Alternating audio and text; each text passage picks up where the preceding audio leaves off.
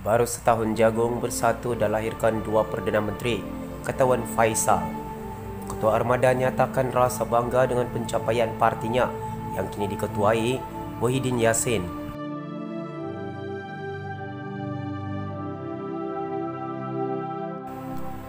Bawah kepimpinan Muhyiddin Yassin, pemuda Bersatu Armada menzahirkan rasa bangga mereka apabila parti itu berjaya melahirkan dua Perdana Menteri meskipun mereka baru berusia setahun jagung. Semasa menyatakan rasa gembira itu, ketuanya Armada, Awan Ahmad Faisal Awan Ahmad Kamal, menganggap presidennya sebagai seorang pemimpin yang penuh kaliber. Menurutnya, jika bertempur di medan juang, dialah panglimanya. Jika di lambung ombak di lautan, dialah nakodanya. Di bawah karisma kepimimpinannya, parti kita yang baru setahun jagung ini berjaya memecahkan monopoli dan melahirkan dua Perdana Menteri. Tidak lain dan tidak bukan, beliau ialah yang amat berhormat Tan Sri Dato' Haji Muhyiddin Yassin, Presiden kita. Ulaunya disambut tepukan ahli parti yang menonton secara dalam talian. Dia berkata demikian semasa menyampaikan ucapan dalam Perhimpunan Agung Tahunan Bersatu kali ketiga yang disiarkan secara langsung di Facebook.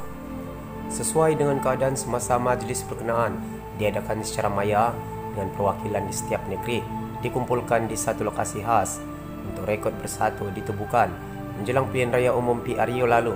Oleh beberapa bekas pemimpin kanan UMNO, Muhyiddin dilantik sebagai presiden, manakala Dr. Mahathir Mohamad dipilih sebagai pengerusi. Selepas Pakatan Harapan PH mendapat mandat untuk menjadi kerajaan pada 2018, Mahathir dilantik sebagai Perdana Menteri. Perlembagaan Bersatu menetapkan pengurusi adalah pemimpin tertinggi parti berkenaan. Bagaimanapun, pertikaian dalaman menyaksikan Mahathir tersingkir dan sehingga kini jawatan pengurusi di pangku Muhyiddin. Kata Wan Faisal, memang menjadi misi utama Bersatu untuk menawarkan kepimpinan yang berwibawa, pemerintahan yang baik, demokrasi yang sehat, dan negara adil dan saksama demi kebahagiaan rakyat. Dia, Faisal, turut menyingkap belanjawan 2021 yang lulus untuk bacaan kali kedua pada Kamis lalu di Dewan Rakyat. Memanjat kesyukurannya, Timbalan Menteri Belia dan Sukan itu berkata, berbekalkan kejayaan itu dia yakin bukan saja Bersatu mampu menangi PRU akan datang, bahkan mampu mendapat majoriti 2/3 di Dewan Rakyat. Jika kita kekalkan momentum hari ini, percayalah tuan-tuan, kita akan berjaya di pilihan raya akan datang, malah kembali dengan majoriti 2/3 yang tidak pernah dicapai sejak hampir 2 dekad. Katanya lagi, kali terakhir 2/3 kerajaan memegang majoriti 2/3 di Dewan Rakyat adalah pada PRU 2004, di mana BN merangkul 90% kursi. Bagaimanapun, sejak PRU 2008, bilangan kursi yang dipegang BN merosot sebelum tumpas buat pertama kali dalam sejarah kepada PH. Untuk rekod, Muhyiddin kini menjadi Perdana Menteri dalam keadaan sokongan yang diterimanya di parlimen sangat tipis dan dipersoalkan. Dalam pada itu, kalau tanya saya semalam lagi nak parlimen bubar, kata Perdana Menteri. Muhyiddin akui dia mahu PRU diadakan untuk membuka ruang kepada rakyat memilih dan memberi mandat, namun COVID-19 tidak mengizinkan.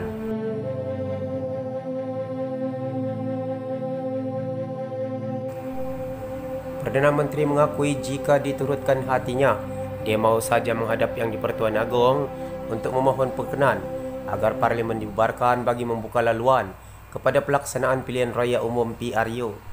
Bagaimanapun, kata Muhyiddin Yassin, niat itu tidak dapat dilaksanakan kerana negara ini sedang berhadapan dengan wabak COVID-19. Katanya keinginan itu timbul ekoran.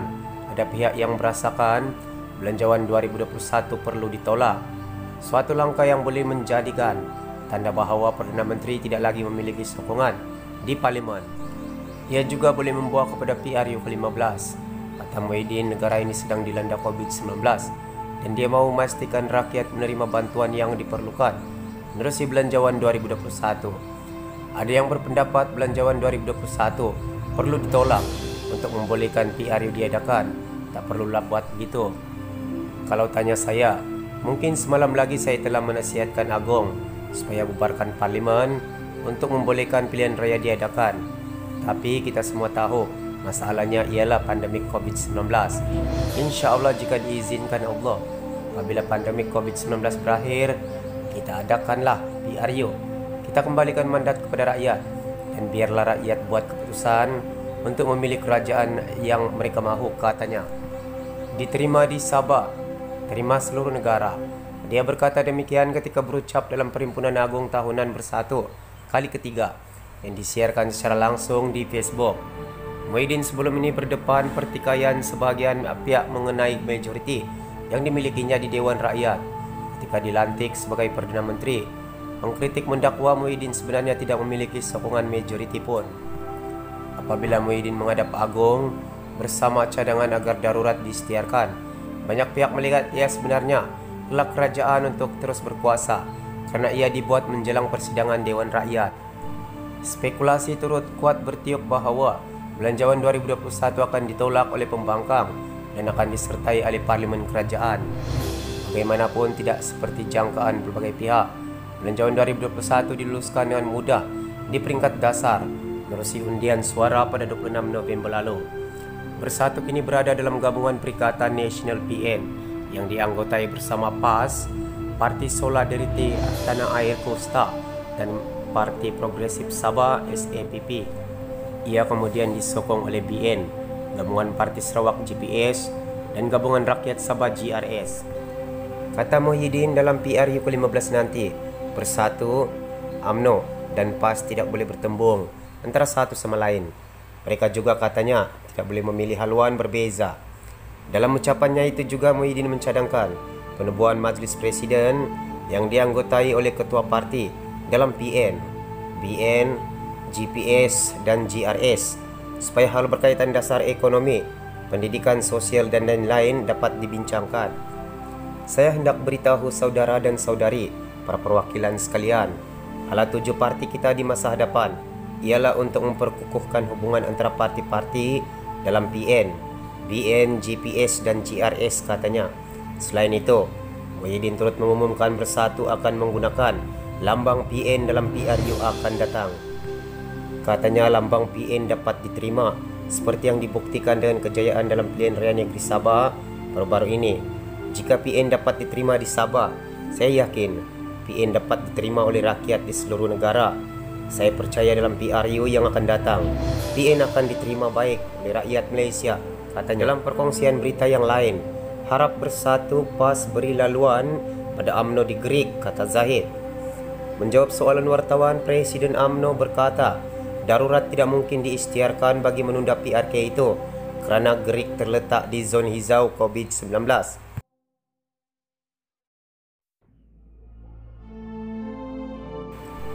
Presiden UMNO Ahmad Zahid Hamidi berharap Bersatu dan PAS akan memberi laluan kepada calon partinya pada PRK Parlimen Greek yang dijadwalkan berlangsung Januari tahun depan. Katanya sokongan Bersatu dan PAS perlu untuk memberi kemenangan di kerusi kubu kuat UMNO itu. Memandangkan ketika ini kita menghadapi pandemik COVID-19, seharusnya semua pihak, termasuk pembangkang, perlu mengelakkan pertandingan dalam pilihan raya kecil tersebut, sekaligus memberi kemenangan kepada calon UMNO, katanya lapor bernama. Ahmad Zaid juga berkata BN akan meletakkan calon tempatan kerana individu itu lebih mengenali dan memahami permasalahan setempat serta kehidupan masyarakat di kawasan berkenaan. Jelasnya urusan pemilihan calon diserahkan kepada pengurusi Badan Perhubungan UMNO Perak, Sarani Muhammad, yang akan mengadakan perbincangan bersama UMNO bahagian Greek. Kita akan memilih yang terbaik dalam kalangan calon terbaik. Kita akan senarai pendek nama-nama itu apabila UMNO bahagian Greek mengemukakannya kepada Badan Perhubungan UMNO Negeri, seterusnya mengemukakan calon kepada saya selaku pengurusi BN untuk kita muktamadkan, katanya. PRK Greek diadakan susulan penyandangnya Hasbullah Osman, gambar di bawah, meninggal dunia pada 16 November lalu akibat sakit jantung. Sehari selepas pemergian Allahyarham, Setiausaha Agung DAP Lim Guan Eng menggesa semua parti politik supaya mengelak meletak calon dan memberikan kemenangan tanpa bertanding kepada UMNO. Kata Lim, ini bagi mengekang risiko penularan wabak COVID-19 semasa pilihan raya kecil. Pemergian Hasbullah mengundang satu lagi pilihan raya kecil dalam 60 hari yang boleh menimbulkan risiko kesihatan dan keselamatan awam ketika Malaysia berada di tengah-tengah lonjakan tinggi jangkitan COVID-19 sebagai pengiktirafan khidmat beliau dan bahawa Malaysia berada dalam gelombang ketiga jangkitan COVID-19 yang teruk. Seharusnya tidak ada pertandingan dalam pilihan raya kecil oleh parti-parti untuk melawan UMNO, katanya. Menjawab soalan wartawan, Zahid pada hari ini juga dilaporkan berkata, darurat mungkin tidak akan diisytiharkan di Greek bagi menangguhkan pilihan raya kecil itu kerana Greek berada di zon hijau. Pada PRU 14, Hasbullah menewaskan calon PAS Muhammad Dahlan Ismail dan calon Bersatu Ibrahim Muhammad Hanafiah. Berikut adalah paparan statistik PRU 14 yang lalu bagi Parlimen Greek. UMNO dengan undian 13.243 menang majoriti 5.528, PAS 7.715, manakala Bersatu sebanyak 6.353. Dalam perkongsian berita terakhir, ketika luka masih berdarah, Muhyiddin ajak UMNO Bersatu terima takdir. Presiden Bersatu yakin di sebalik hubungan tidak mesra yang terjalin di antara kedua-dua parti tersembunyi hikmah padanya.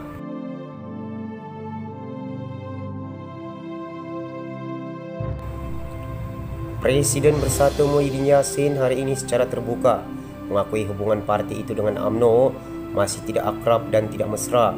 Katanya ia seumpama luka lama yang masih berdarah gara-gara sejarah lampau yang menyaksikan Bersatu lahir daripada perpecahan dalam UMNO.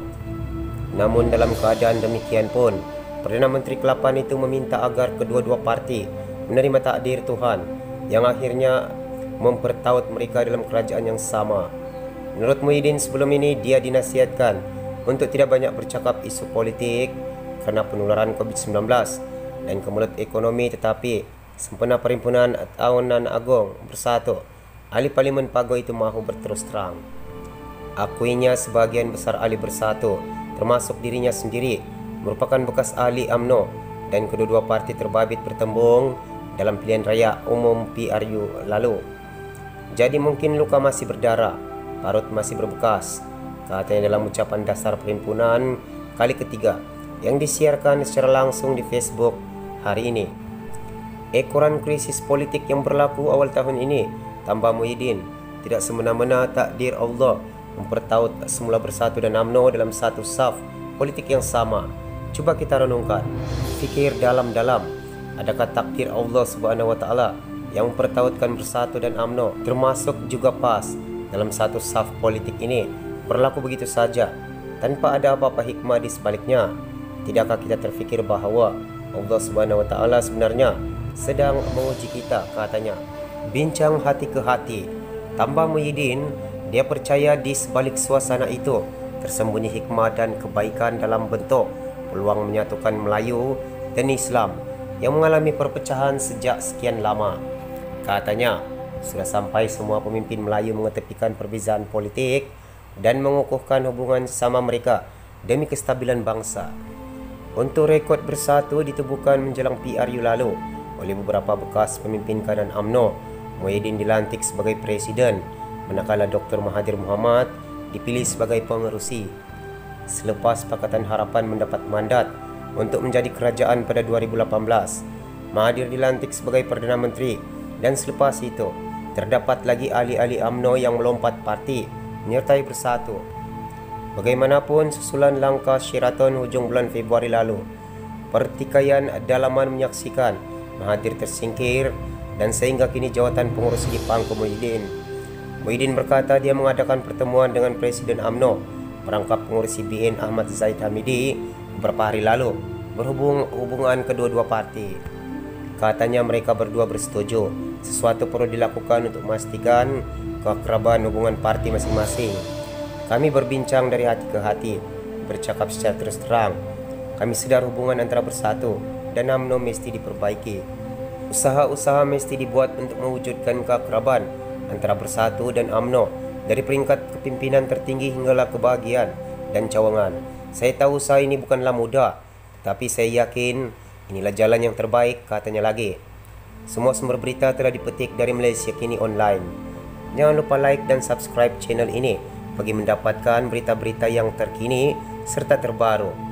Anda digalakkan untuk mengongsikan video ini ke akaun media sosial Anda. Terima kasih.